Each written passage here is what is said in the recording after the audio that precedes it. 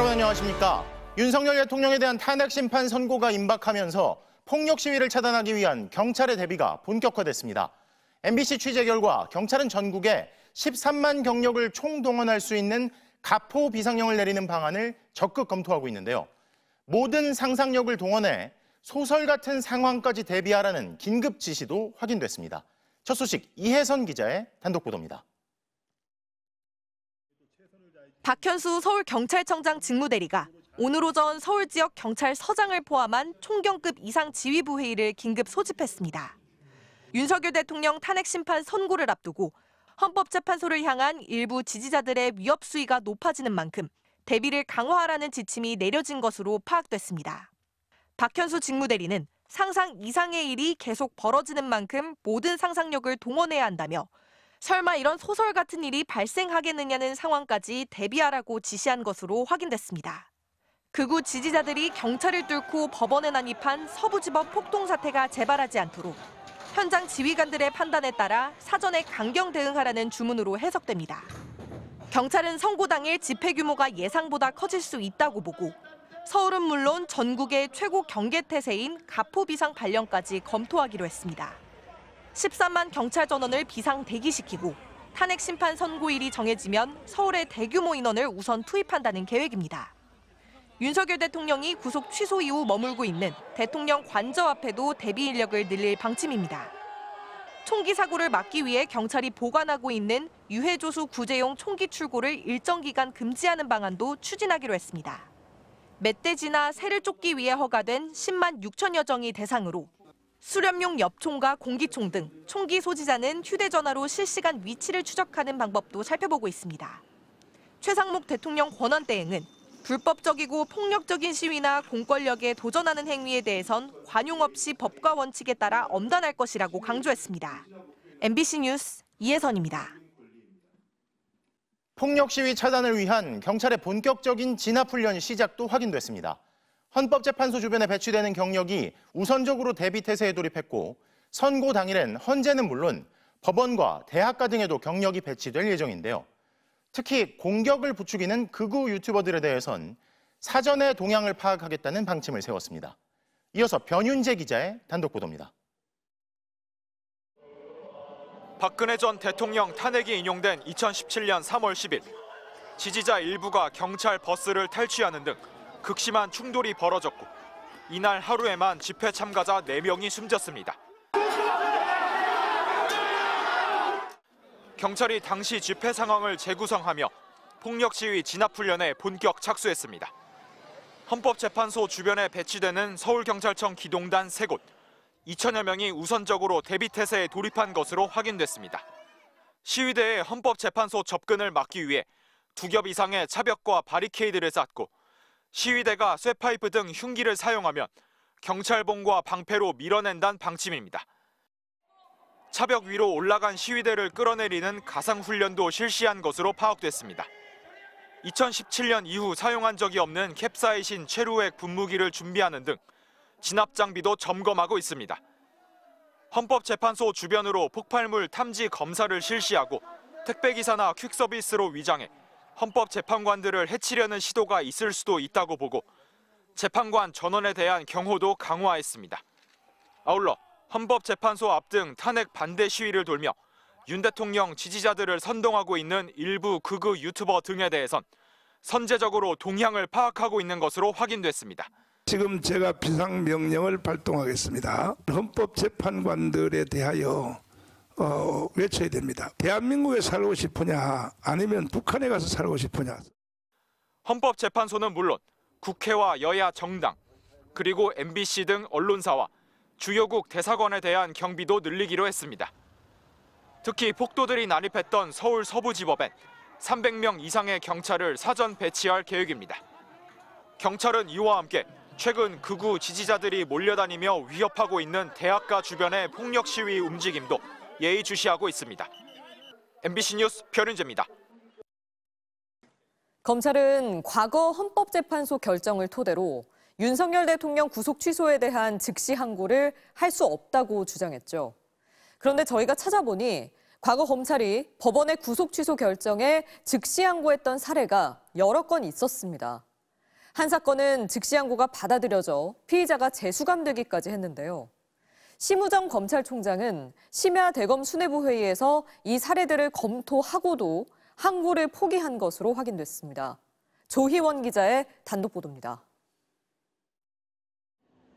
지난 2018년 의정부지검은 한 피의자를 게임산업진흥에 관한 법률 위반 혐의로 구속했습니다.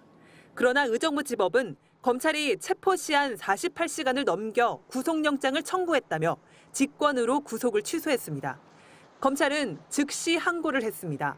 사건을 재검토한 법원은 검찰의 항고를 받아들여 해당 피의자를 재수감했습니다. 비슷한 일은 울산에서도 있었습니다. 울산지검은 2023년 9월 공동공갈 혐의로 구속된 피고인 2명의 구속을 법원이 취소하자 석방 후 즉시 항고했습니다.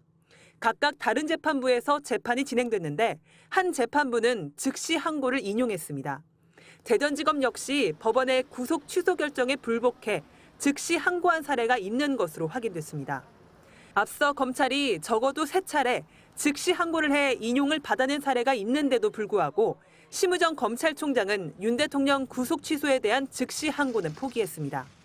즉시 항고를 하여 또 다른 위헌 소지를 불러일으킬 것은 맞지 않다고 생각했습니다. 심 총장은 법원의 윤 대통령 구속 취소 결정 이후 소집한 지난 8일 대검 수뇌부 심야회의에서 이런 일선 검찰의 즉시 항고 사례를 검토한 것으로 MBC 취재 결과 확인됐습니다. 앞선 사례가 있다는 걸 알고도 즉시 항고를 고려 대상에서 제외한 겁니다. 회의에 참석한 한 대검 간부는 해당 사례들은 구속기간 산정 문제로 구속이 취소된 사례가 아니라 윤 대통령 사건과는 다르다고 판단했다고 했습니다. 또 다른 간부는 앞선 사례들은 해당 지검에서 알아서 판단한 것이라며 대검에서 다 지침을 줄 수도 없고 참고할 사례도 아니라고 봤다고 했습니다.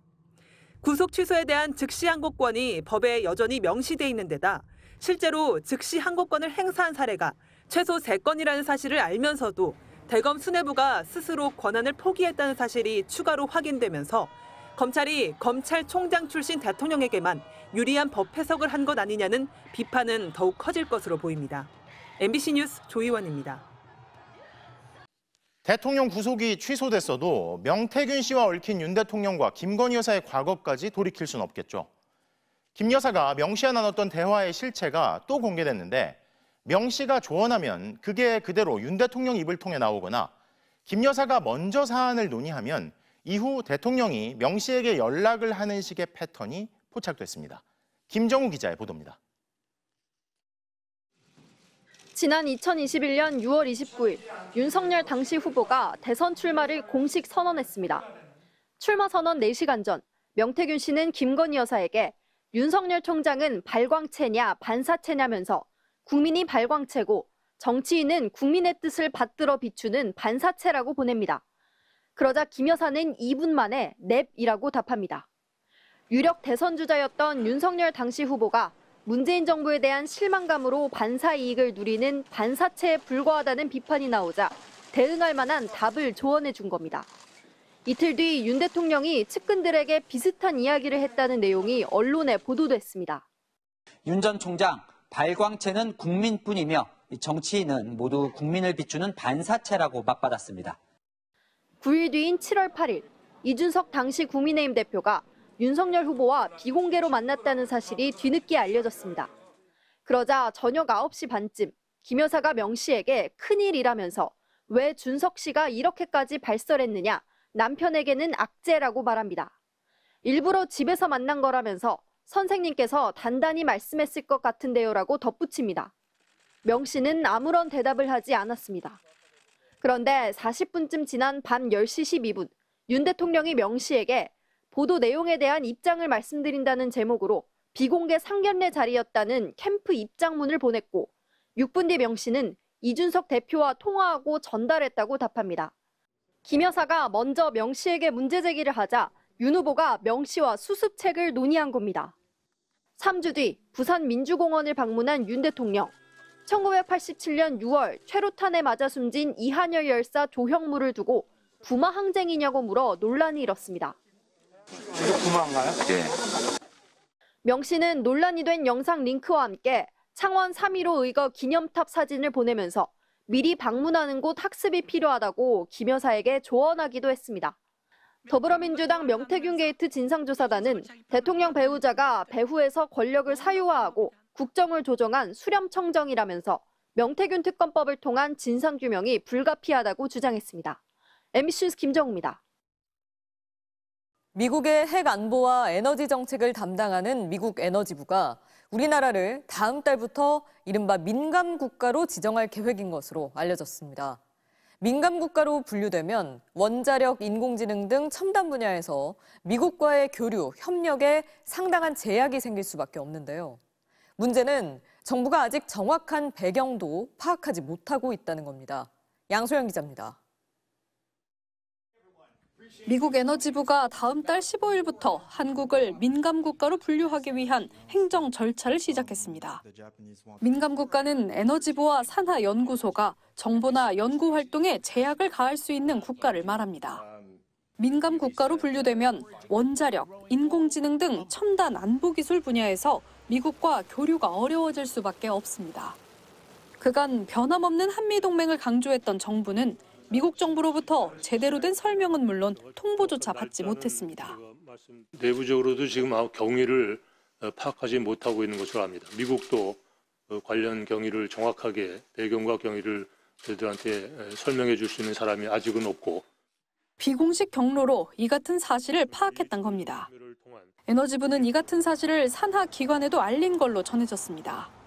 에너지부 산하기관인 제퍼슨랩의 웹사이트엔 6주 전 반드시 사전 여행 승인을 받아야 하는 민감 국가 목록에 한국이 올라 있습니다. 이 목록엔 이미 민감 국가로 규정된 중국과 러시아, 또 테러 지원국으로 분류된 북한, 쿠바, 이란, 시리아 등이 있습니다. 핵 확산 금지 조약 가입을 거부하고 핵무기를 개발한 이스라엘을 제외하면 미국의 동맹국 가운데 이 목록에 있는 나라는 한국이 유일합니다. 그동안 미국 에너지부는 국가 안보와 지역 불안정성, 핵 비확산 목적 등을 고려해 민감 국가를 정한 것으로 알려졌습니다. 이 때문에 12.3 내란으로 정치적 혼란을 겪고 있는 한국에서 최근 자체 핵무장론이 나오는 것에 대한 미국 정부의 경고라는 해석도 나옵니다. 외교부는 당혹스러워하면서도 아직 민감 국가로 최종 확정된 것은 아니라고 밝혔습니다. MBC 뉴스 양소연입니다.